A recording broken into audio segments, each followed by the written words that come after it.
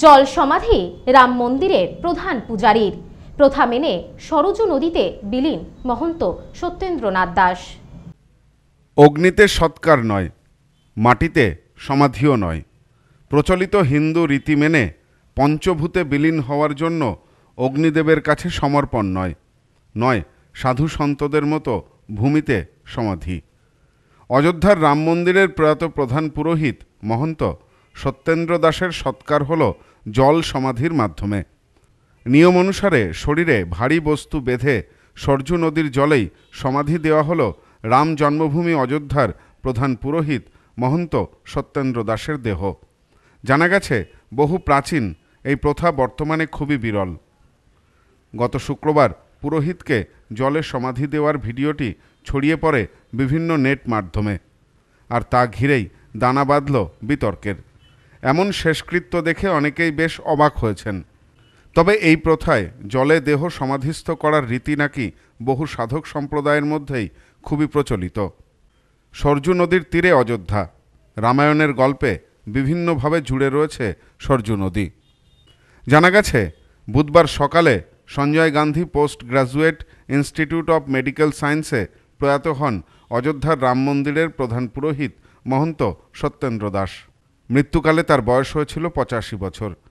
জানা গেছে 1992 সালে বাবরি মসজিদ ধ্বংসের পর 1993 সাল থেকে ধারাবাহিকভাবে রাম মন্দিরের প্রধান পুরোহিত হিসাবে অধিষ্ঠিত ছিলেন তিনি। এমনকি একসময় যখন রামলালা মন্দিরের বাইরে অস্থায়ী তাঁবুতে ছিলেন, তখন থেকেই মহন্ত সত্যেন্দ্র দাস ছিলেন নিত্য পূজার দায়িত্বে। এরপর বহু ঘটনা, বহু আইনি লড়াই। জানা গেছে সবসময় দায়িত্ব পালন করেছিলেন এই প্রধান পুরোহিত। জানা গেছে নরেন্দ্র মোদীর সরকার গঠিত অযোধ্যার রাম মন্দির ট্রাস্টের অন্যতম সদস্যও ছিলেন তিনি। সূত্রের খবর, এই প্রবীণ পূজারীর দেহ যেভাবে ভারী বস্তুতে বেঁধে জলে ফেলে দেওয়া হয়েছে তা অবমাননা কিনা তা নিয়ে বিতর্ক তৈরি হয়েছে। সমাজ মাধ্যমে এসেছে পরিবেশ বিধির কথাও। তবে এ বিষয়ে অযোধ্যার সাধু সন্তদের অনেকেই বলেছেন এ প্রথা বহু প্রাচীন, যদিও তা এখন বর্তমান যুগে খুবই বিরল। হিন্দু ধর্মে এই রীতি প্রচলিত, তবে অনেক সাধক সম্প্রদায়ের ক্ষেত্রে জল সমাধিটা প্রথা। এই প্রথা জলে দেহ সমাধিস্থ করার রীতি নাকি বহু সাধক সম্প্রদায়ের মধ্যেই এখনও প্রচলিত রয়েছে। তাদের বিশ্বাস জল সমাধির মাধ্যমে আত্মা নিশ্চিত মোক্ষ লাভ করে, কারণ প্রাকৃতিক পদ্ধতিতে পঞ্চভূতে মিশে যায় নশ্বর দেহ।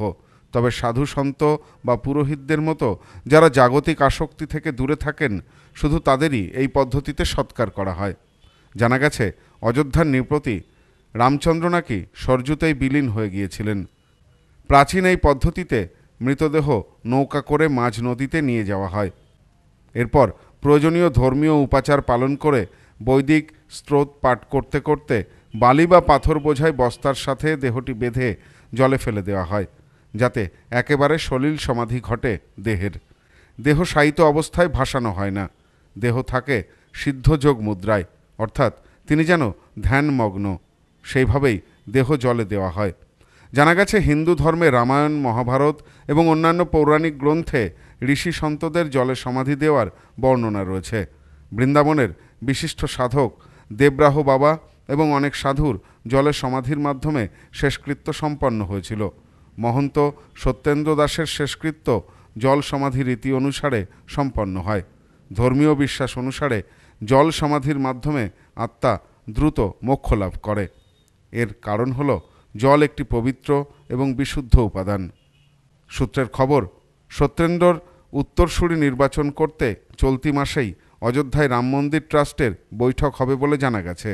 ট্রাস্টের সচিব চম্পত রায় জানিয়েছেন, সর্বসম্মতভাবেই এই সিদ্ধান্ত নেওয়া হবে।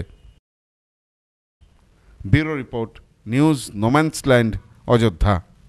বধুয়া গুঁড়ো মশলা, গন্ধেও ভালো, স্বাদেও ভালো। বধুয়া গুঁড়ো মশলা, সম্পর্কে আনে অটুট বন্ধন।